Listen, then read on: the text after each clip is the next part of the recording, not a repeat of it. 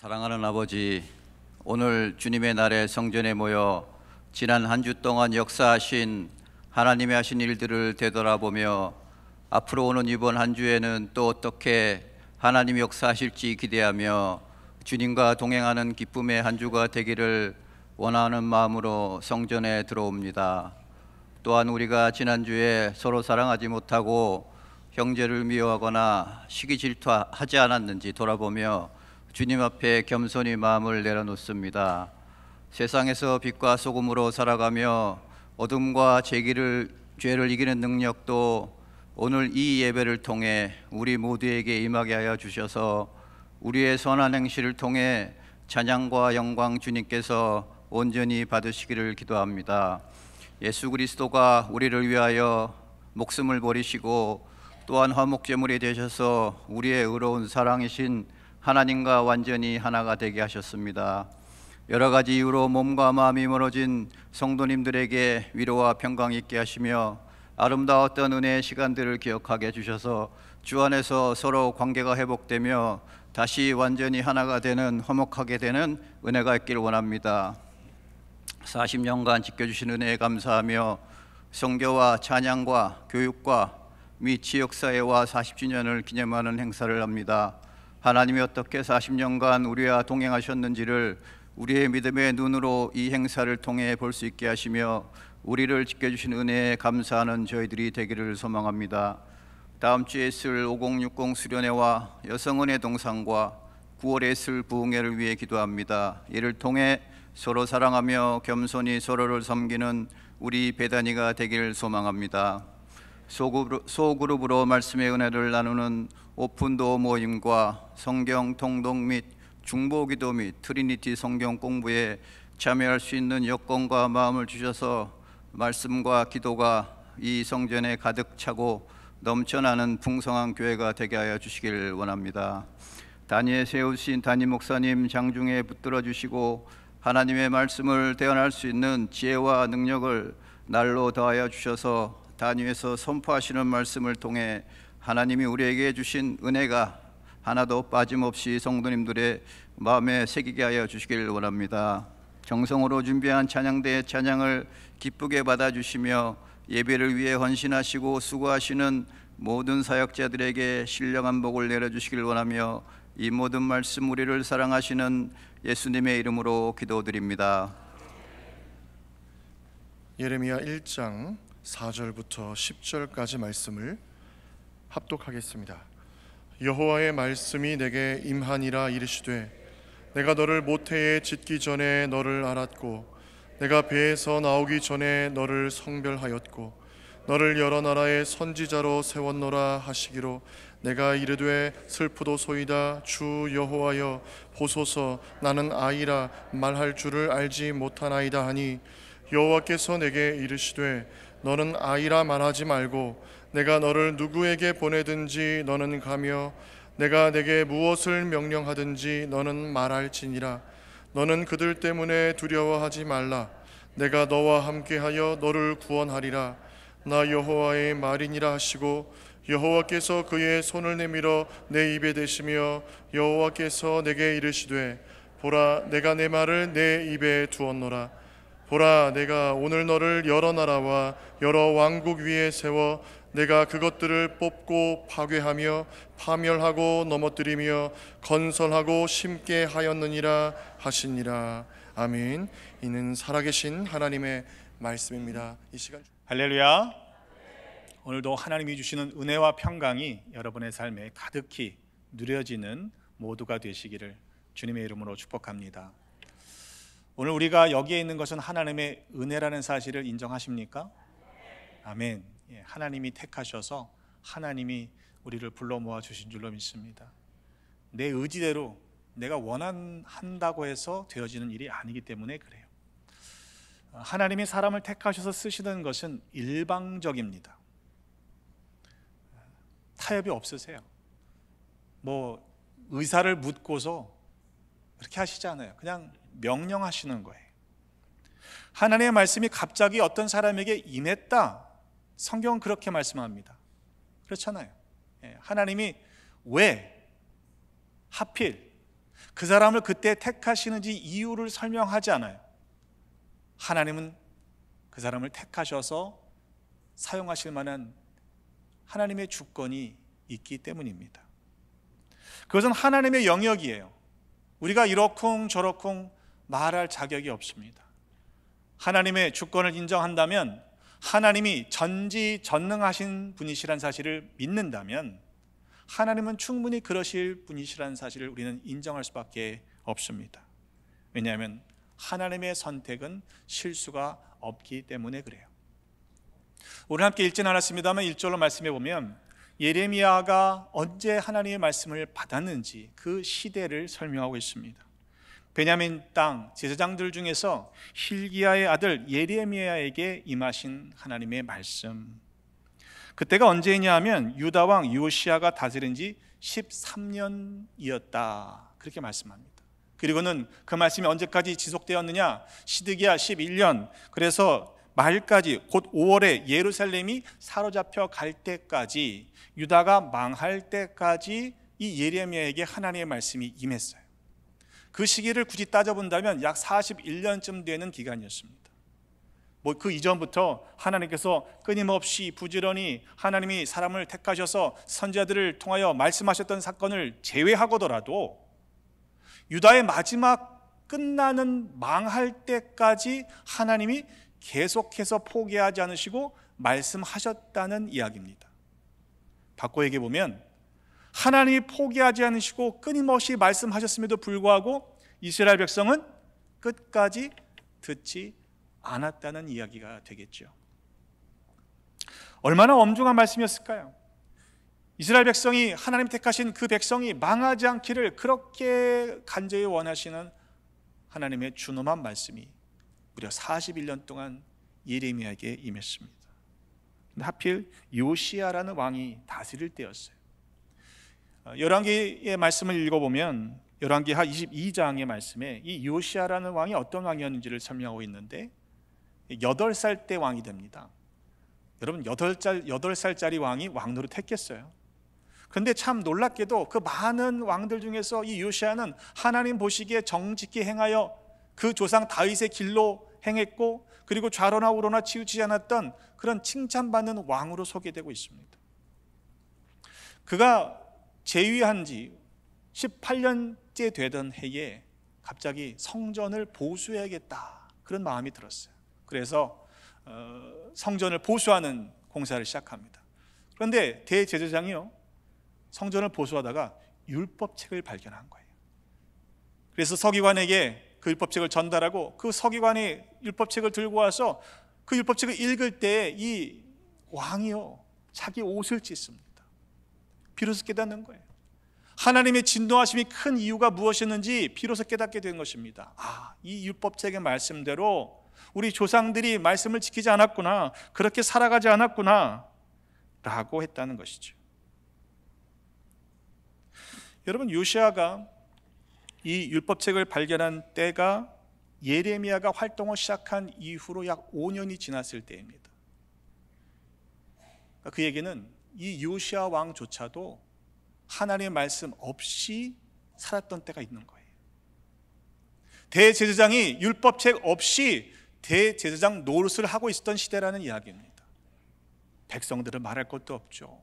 왕도, 대제사장도 율법을 모르고 그 역할을 감당했으니 그 시대가 망하지 않고서 어찌 버틸 수 있었겠습니까? 예레미야에게 임했던 첫 번째 하나님의 말씀은 무엇입니까? 내가 너를 안다 말씀하세요. 그리고 그를 성별하셨고 여러 나라의 선지자로 세우셨다고 말씀하십니다.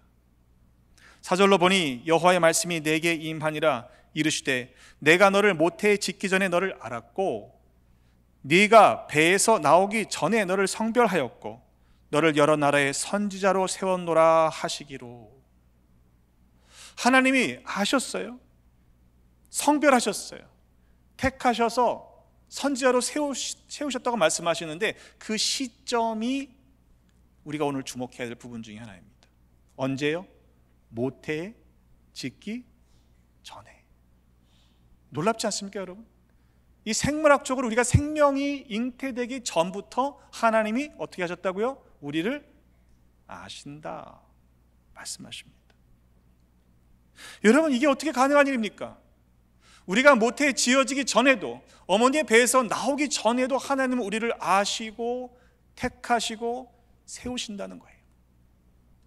그래서 시편의 기자는 이렇게 노래합니다. 시편 139편 말씀에 보니까 주께서 내 내장을 지으시며 나의 모태에서 나를 만드셨나이다. 내가 주께 감사함은 나를 지으심이 심히 기묘하심이라. 이전 성경은요, 신묘 막측이라고 표현하고 있습니다. 놀랍고도 기이한 거예요. 이사야서 44장 2절의 말씀에 보니까 너를 만들고 너를 모태에서부터 지어낸 너를 도와줄 여호와가 이같이 말하노라. 아니, 상식적으로 생각해 보면 우리를 지으실 때부터는 알 수 있잖아요, 그죠? 지으셨으니까 그때부터는 우리를 도우실 수 있잖아요. 그런데 지어지기 전부터 하나님은 우리를 아신다는 겁니다. 예수님께서 탄생하시던 때의 사건을 한번 기억해 보세요. 천사 가브리엘을 통해서 마리아에게, 모친에게 수태가 예고됩니다. 네가 성령으로 잉태할 것이다. 아멘으로 봤죠? 그런데 그 직후에 누가복음 1장 39절로 보면 마리아가 빨리 산골로 가서 그 엘리사벳의 집에 머뭅니다. 도달하는 거예요. 왜냐하면 친족이었던 그가 나이가 많아서 아기를 같이 못했는데 그도 임신한 지 6개월이 되었다라는 말씀을 듣잖아요. 근데 그 마리아가 엘리사벳의 집에 들어갈 때 이 엘리사벳이 6개월 된 태중의 아이가 뛰놀았어요. 뭐라고 성경은 기록하냐면요, 엘리사벳이 성령의 충만함을 받아 큰 소리로 불러 이르되 여자 중에 네가 복이 있으며 네 태중의 아이, 마리아의 태중의 아이도 복이 있도다. 이 내가 품고 있는 6개월 된 아기가 마리아의 이 지금 막 잉태된 생명을 인지한 거예요. 느끼는 거예요. 그리고는 뛰놀았다라고 노래합니다. 여러분, 하나님이 하시는 일은요, 이처럼 놀랍습니다. 우리의 눈에 보이지 않는 일이에요. 여러분, 뭐 생물학적으로 이 배아가 뭐 얼마나 됐겠어요? 시편 71편 6절은 이렇게 노래합니다. 내가 모태에서부터 주를 의지하였으며 나의 어머니의 배에서부터 주께서 나를 택하셨사오니 나는 항상 주를 찬송합니다. 여러분, 모태 신앙을 갖고 계신 분들은 더 감사하시기를 바랍니다. 모태 신앙 아닌 분들은 개인적인 체험 때문에 예수를 믿었기 때문에 그런 뜨거운 신앙이 있어요. 그런데 많은 경우 모태 신앙을 가진 분들은요, 개인적인 체험을 하지 못하면 뜨뜻미지근한 신앙을 할 때가 있습니다. 아직 주님을 인격적으로 만나지 못한 분들이 있다면 우리가 태에서 지어지기 전부터 하나님 우리를 아시고 우리를 택하시다는 사실을 인격적으로 경험하시기를 주님의 이름으로 축복합니다. 하나님은 우리를 아신다고 했어요. 우리를 거룩하게 구별하셨고 또한 우리에게 하나님께서 사명을 맡겨주셨습니다. 우리가 모태에서 지어지기 전에 어머니의 배에서 나오기 전의 일입니다. 여러분은 여러분 자신을 잘 알고 있습니까? 여러분은 잘 아세요? 예. 내가 나를 모를 때가 있잖아요, 그죠? 예. 나는 아는 것 같은데 나 자신이 모르는 나를 보면서 때로 당황할 때가 있습니다. 자기 자신을 알 수 있는 사람은요, 비교적 성숙한 사람이라고 말할 수 있을 거예요. 소크라테스도요, 그리스 신전에 있는 격언 네 자신을 알라라는 말을 잘했잖아요. 한마디로 뭐예요? 네 주제 파악을 잘해라. 근데 그 현자들이 뭐라고 얘기했냐면요, 내가 얼마나 알지 못한다는 사실을 아는 것이 지혜라고 이야기합니다. 많이 배웠죠. 많이 깨달았죠. 그런데 깨달으면 깨달을수록, 배우면 배울수록 내가 아무것도 모르는 존재이구나 라는 사실을 알게 되는 것이 진짜 지혜로운 것이라는 말씀이에요. 그래서 사도 바울은 갈라디아서 6장 3절의 말씀에 이렇게 말하고 있는데 공동 번역 성경은 바꾸고 있습니다. 이렇게 바꿉니다. 사실 아무것도 아닌 사람이 무엇이나 된 것처럼 생각하면 그것은 자기를 속이는 것입니다. 우리가 아무것도 아닌데 마치 내가 무엇인가 된 것처럼 우쭐댄다는 것은 그건 자기 스스로를 속이는 일이라는 이야기입니다. 사도 바울도요, 자기 자신 안에 자기가 알지 못하는 또 다른 자아로 인해서 내적인 갈등을 하고 있다는 사실을 고백하지 않습니까? 분명히 나는 하나님의 법을 즐거워한다고 생각했는데 아니 또 다른 내가 내 안에서 그것을 거부하고 있는 사실을 발견하게 되는 거죠. 오호라 나는 곤고한 사람이로다. 이 사망의 몸에서 누가 나를 건져내랴 라고 탄식하다가 그는 비로소 깨닫게 됩니다. 나에게는 소망이 없지만 바로 우리 주 예수 그리스도로 말미암아 하나님께 감사해야 된다는 사실을 발견하게 되는 것이죠. 여러분, 우리 자신에게는 소망이 없습니다. 그러나 우리 안에 내주하시고 우리를 소유하신 하나님께 소망이 있음을 여러분 고백하십시다. 하나님께서 하시는 일입니다. 그래서 바울은요, 고린도전서 9장 27절에 내가 내 몸을 쳐서 복종한다고 그랬어요.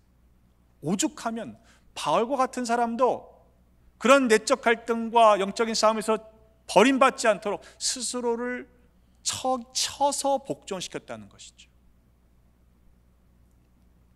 여러분 걱정하지 마십시오. 나는 나를 모르지만 하나님은 우리를 아십니다. 하나님은요, 우리가 모태 태에서 지음받기 전부터 아신다고 말씀하세요. 그리고 성별하셔서 사명을 주신 분이십니다. 시편 139편 1절로 보니 이렇게 말씀하고 있습니다. 여호와여, 주께서 나를 살펴보셨으므로 나를 아시나이다. 주께서 내가 앉고 일어섬을 아시고 멀리서도 나의 생각을 밝히 아시오며 나의 모든 길과 내가 눕는 것을 살펴보셨으므로 나의 모든 행위를 익히 아시오니 여호와여, 내 혀의 말을 알지 못하시는 것이 하나도 없습니다. 하나님은 다 아십니다. 여러분, 그러니 하나님께로 가까이 나가는 것이 어찌 복이 아니겠습니까? 마태복음 10장 30절에 보니까요, 오직하면 하나님께서요 우리의 머리털도 세신다고 그랬어요. 할렐루야. 여러분 머리털 얼마나 되는지 아세요? 하나님은 그런 분이세요. 자, 그렇다면 하나님께서 이렇게 예레미야를 택하여 부르셨다는 사실을 들었으면 어떻게 반응해야 돼요? 할렐루야, 감사합니다. 내가 그럴 줄 알았습니다. 하나님은 사람 보는 눈이 있으시군요. 이렇게 해야 되잖아요. 아니에요. 슬픕니다. 슬프도소이다. 주 여호와여 보소서. 나는 아이라 말할 줄을 알지 못합니다. 예레미야가 몇 살 때 부름을 받았는지를 명확하게는 알 수가 없습니다만 스스로를 아이라고 표현하는 것을 보면 그것이 청년의 때 내지는 조금 더 어렸을 때라고 볼 수 있습니다. 이것이 겸손의 표현인지 모르겠습니다만 아마도 그래요. 그런데 하나님이 뭐라고 말씀하세요? 아니야, 아이라고 말하지 말아라. 내가 너를 누구에게 보내든지 너는 가며 내가 네게 무엇을 명령하든지 너는 말해라. 너 스스로 아이라고 말하지 마. 그가 젊은 나이에 하나님께서 그를 택하셨고 성별하셔서 그를 선지자로 부르신 것은 예레미야가 특별했기 때문이 아니라는 거예요. 그가 뭔가 다른 사람들보다 뛰어나서 그를 택하신 것이 아니라 하나님이 그를 성별하셨기 때문입니다. 그래서 선지자로 부름받게 된 것이죠. 그의 연소함은 결코 문제가 되지 않는다는 말씀입니다. 그러니 누구에게 보내든지 내가 보내니 너는 가라. 무슨 명령을 하든지 내가 명령하는 것이니 너는 말해라. 이렇게 말씀하시는 것입니다. 보냄을 받은 사람이 중요한 것이 아니고요, 누가 그를 택하여 보내셨는지가 중요하기 때문입니다. 반면에 사람들은요, 눈에 보이는 것이 중요해요. 그렇죠? 나이도 상당히 따집니다. 여러분 처음 만나면 뭐부터 따지세요? 호구 조사를 해야 되잖아요. 그죠? 고향도 물어보고, 뭐 고향이 비슷하면 대충 학교도 물어보면서 연배를 따지잖아요. 그 목적이 뭐예요? 누가 위인지를 파악하려고 하는 거죠. 그게 어느 정도 내가 나이가 좀 상당히 위다 그러면 은근히 말을 놓거나 슬며시 사람을 무시하기도 하지 않습니까? 사람들은 그래요. 오죽하면 예수님도요, 나이 때문에 무시를 당하셨던 적이 있어요. 내가 아브라함을 보았다라고 말씀하시니까 사람들이 뭐라고 그래요? 아니 당신 50도 안 됐는데 아브라함을 봤다고? 예수님이 그래, 아브라함이 태어나기 전부터 나는 있었다 이렇게 말씀하시니까 어떻게 반응했어요? 돌을 들어서 치려고 했습니다.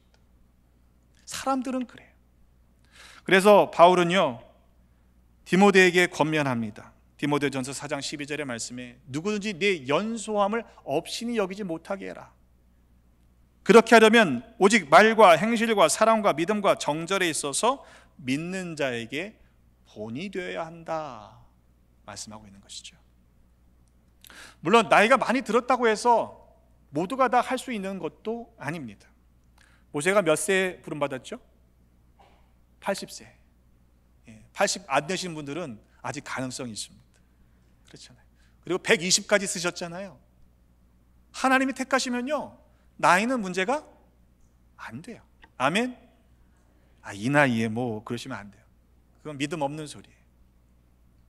출애굽기 4장 10절로 보니까 하나님이 그를 부르셨는데요, 모세가 뭐라고 대답해요? 하나님, 저는요 본래 말을 못합니다.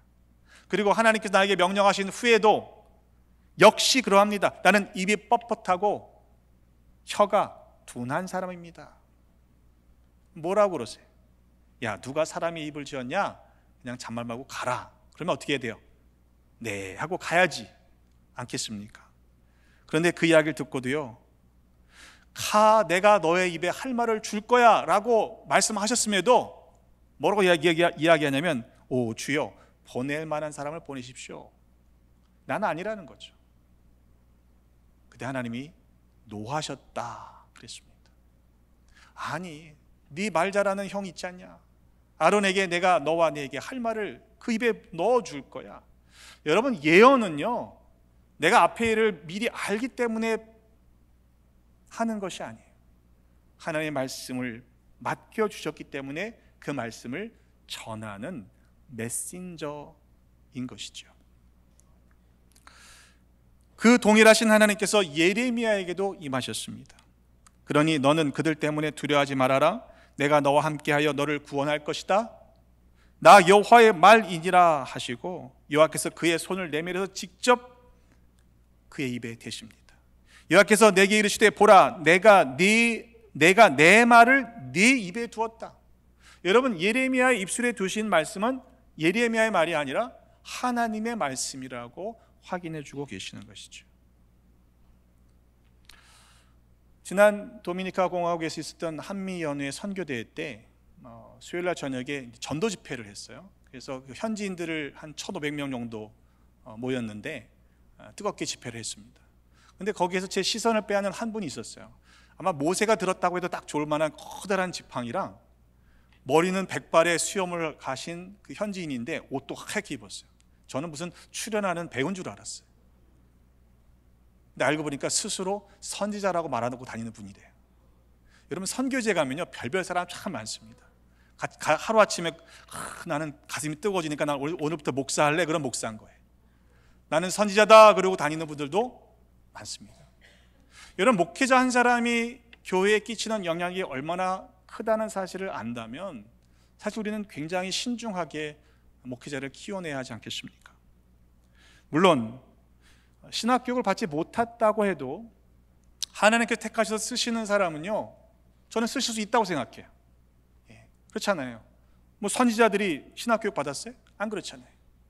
그러나 분명한 것은 뭐냐면 만약 하나님께서 어떤 사람을 택하셔서 쓰신다면 그에게 반드시 하나님의 능력이 나타나야 합니다.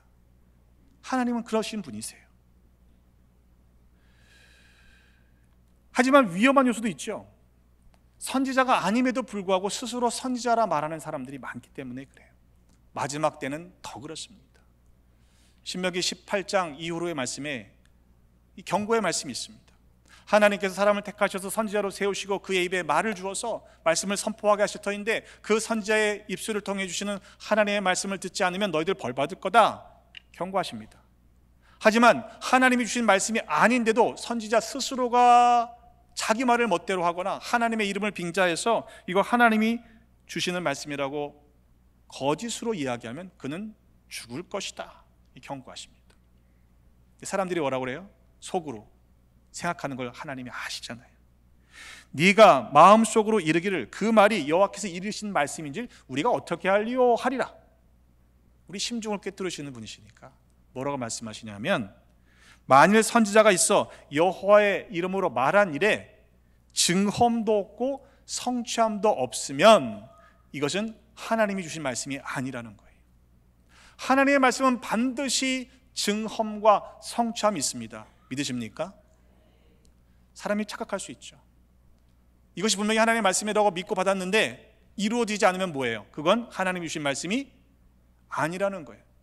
그럼 회개해야 되죠. 하나님, 제가 잘못 받았군요. 제가 잘못했습니다 해야 되는데 보통 이단들이 어떻게 하는지 아세요? 그날과 그 시에 무슨 일이 일어났다고 얘기했다가 안 일어나면 어떻게 하는 줄 아시냐고요. 자기가 계산을 잘못했대요. 여러분, 눈에 보이는 현상을 쫓아가시면 안 됩니다. 만약 성취함과 증험이 없다면 그것은 선지자가 제멋대로 말한 것이라는 거예요. 너는 그를 두려워하지 말지니라. 무슨 말씀입니까? 하나님의 말씀을 받아 선포하는 일은요, 목숨을 걸고 해야 하는 일이라는 말씀이에요. 지금도 자기만 하나님의 직계시를 받아서 하나님의 음성을 듣는다고 말하는 사람들이 있습니다. 저는 그럴 수 있다고 인정합니다. 그러나 우리가 조심스럽게 분별해야 하는 것은 하나님의 궁극적인 계시는 이미 예수 그리스도 안에서 완성되었다는 사실이에요. 이 계시라고 하는 건 말이 어렵습니다만 하나님이 드러내시는 거예요. 하나님이 드러내시면서 우리를 얼마나 사랑하시는지를 밝히시는 것이 계시입니다. 하나님이 얼마나 우리를 사랑하시되 독생자를 아낌없이 십자가에서 자기 아들을 내어주시기까지 사랑하신 예수 그리스도가 하나님의 계시를 완전하게 드러내신 거라는 말씀이에요. 그 놀라운 하나님의 계시의 말씀이 우리 성경 안에 기록되어 있잖아요. 그러니까 지금도 하나님이 만약 직계시를 하신다면 그 직계시의 말씀이 성경의 가르침과 말씀과 배치될 수 없습니다. 이 말씀에서 벗어나지 않는다는 거예요. 그런데 만약 지난 2000년 동안 하나님이 한 번도 계시하시지 않은 특별한 말씀을 다른 사람도 아니고 나에게 주신다라고 말씀하는 분이 있다면 그분은 거짓 선지자일 가능성이 매우 높습니다. 하나님은요, 천지를 말씀으로 지으신 분이세요. 말씀이신 하나님께서 이 땅에 육신으로 오신 분이 예수 그리스도이십니다. 성령께서는 지금도 우리에게 감화 감동시키시고 가르치시고 주님이 주신 말씀을 생각나게 하신다고 말씀하고 있지 않습니까? 그러니까 하나님은 말씀이시고 말씀하는 분이시고 말씀하지 않으실 수 없는 분이에요. 그러니까 하나님의 말씀이 안 들리는 게 오히려 이상하지 않습니까? 통일교회 문선명도 죽었습니다. 옛날에 아마 대부분 연세 드신 분들은 아실 거예요. 신앙촌 전도관의 박태선 장로도요, 나중엔 변질되잖아요. 죽었어요. 그러나 오직 하나님의 말씀은 영원히 변하지 않습니다. 여행을 갔을 때 어떤 가이드가 오면요, 가이드를 믿어야 쫓아갈 수 있죠. 아니, 가이드를 못 믿는데 어디로 데려갈 줄 알고 따라가요. 여러분, 하나님이 우리를 인도하실 때 믿음으로 따라가실 수 있겠습니까? 묻지 마세요. 하나님은 다 아세요. 하나님이 인도하시는 길이라면 여러분, 주님이 길이다, 내가 길이다, 내가 진리다, 내가 생명이다 말씀하시잖아요. 우리 주님의 인도하심을 따라 끝까지 쫓아갈 수 있는 믿음의 사람들이 되시기를 주님의 이름으로 축복합니다. 순종은요, 믿음의 크기와 비례하게 되어 있습니다. 나는 믿음이 크다 말하면서 순종하지 않는 건 거짓말이에요. 하나님께 순종하는 일이 쉬운 일은 아닙니다. 하나님이 택하신 사람들도 마찬가지. 요나는 어땠습니까? 하나님의 부르심을 받고 곧바로 가지 않았어요. 오히려 정반대의 길로 도망갔습니다. 물고기 뱃속에 들어갔다 나왔을 때에도 기쁜 마음으로 그 명령을 준행한 것이 아니에요. 그럼에도 하나님은 그의 입술을 통해서 니느웨 성읍을 회개시키지 않습니까? 하나님은 그러신 분이시죠. 여러분, 하나님의 부르심을 받았다면, 내가 하나님의 음성을 들었다면 두렵고 떨리는 마음으로 그 말씀을 받으시기를 주님의 이름으로 부탁을 드립니다. 교만하시면 안 돼요. 내가 특별해서 나에게 주님이 말씀하셨다? 아니요, 그렇지 않아요. 많은 이름 알려진 유명한 목회자들이 쓰러지는 이유가 무엇입니까? 한때는 쓰임 받았지만 교만해졌기 때문에 그런 거예요.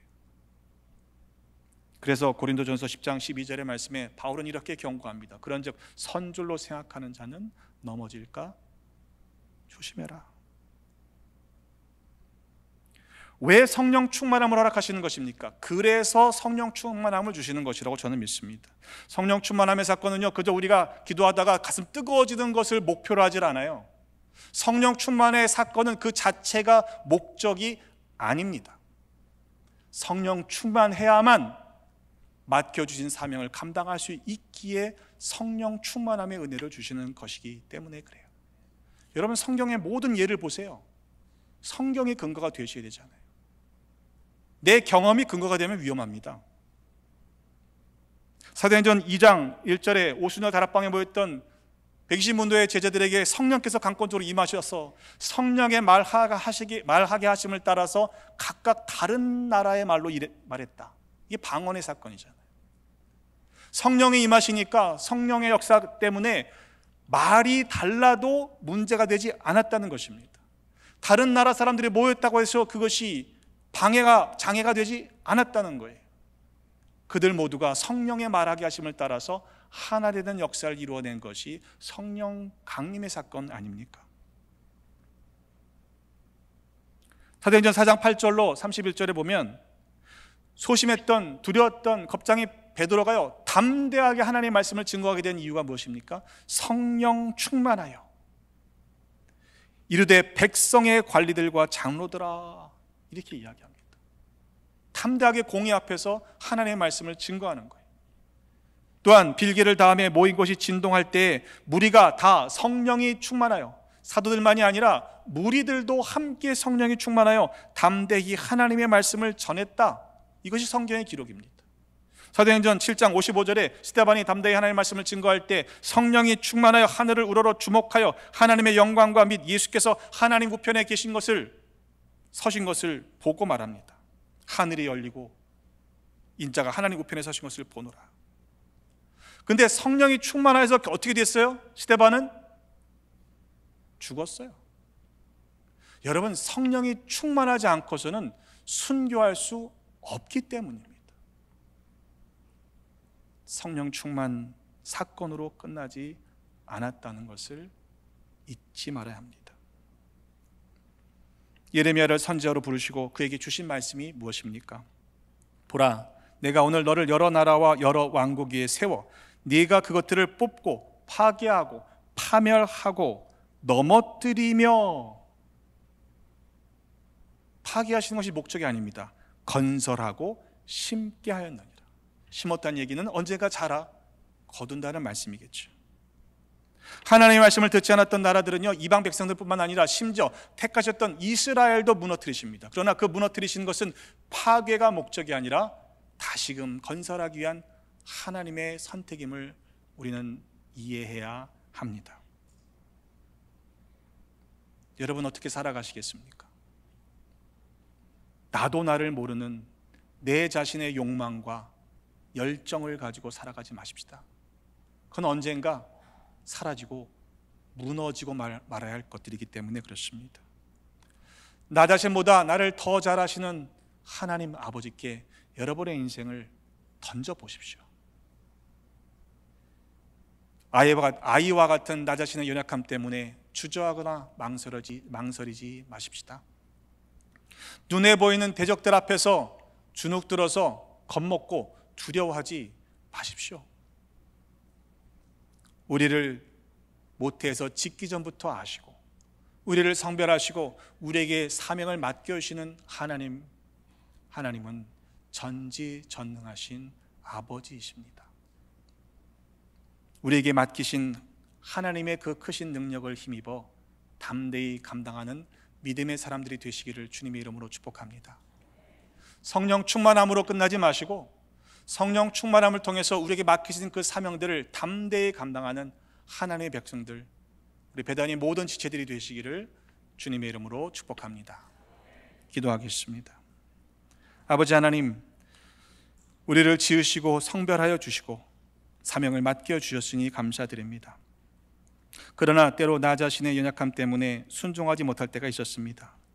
눈에 보이는 그들 때문에 두려워하며 망설일 때가 많았습니다. 이후로는 담대한 믿음을 허락하여 주옵소서. 그래서 누구에게 보내시든지 가고 무엇을 명령하시든지 말할 수 있는 믿음의 사람들 되게 하여 주옵소서. 말씀이 육신이 되사 우리와 항상 함께 계시는 예수 그리스도의 이름으로 축복하며 기도하옵나이다. 아멘.